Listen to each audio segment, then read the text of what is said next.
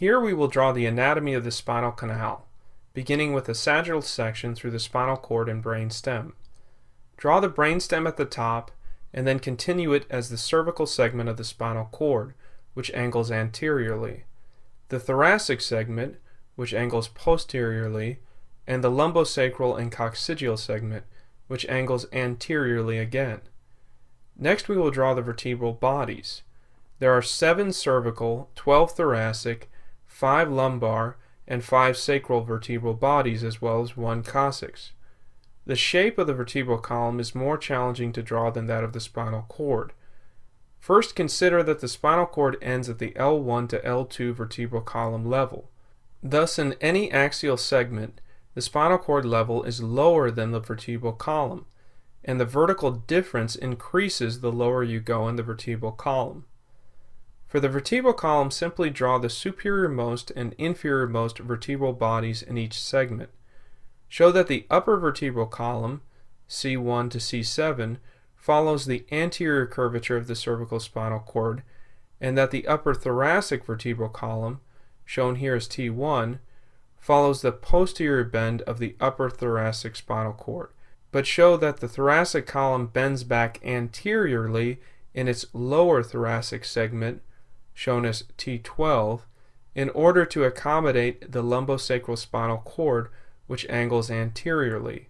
Next, show the vertebral column bend back posteriorly again in its lower lumbar segment, then draw the sacral vertebral column with an even sharper posterior angle.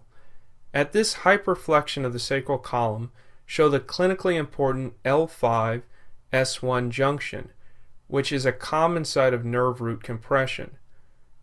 Now show the coccyx angle back anteriorly. A pair of motor and sensory roots exit the spinal cord at each level and combine within an intervertebral neural foramen to form a spinal nerve. Certain nerves pass above the vertebrae and others pass below it. Thus, the numbering arrangement for the nerves and bodies is confusing. There are 8 numbered cervical spinal nerves, but only 7 cervical vertebrae. All of the rest of the segments, thoracic, lumbar, sacral, and coccygeal, have an equivalent number of nerves and bodies. Show the first cervical spinal nerve, C1, exit below the skull, i.e. beneath the foramen magnum, and above the first cervical vertebra. Then illustrate that C2 exits above its vertebrae, and so on. Show C7 exit above the C7 vertebrae, which is the lowermost cervical vertebrae, so where does C8 go? C8 exits underneath the C7 vertebrae and above the T1 vertebrae. Where then must the T1 nerve exit?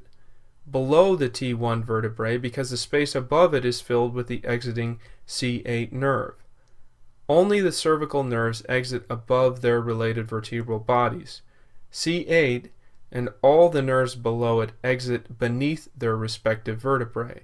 Show T12 exit beneath the T12 body, L1 beneath L1, L5 under L5, S1 beneath S1, S5 under S5, and the coccygeal nerve underneath the coccyx.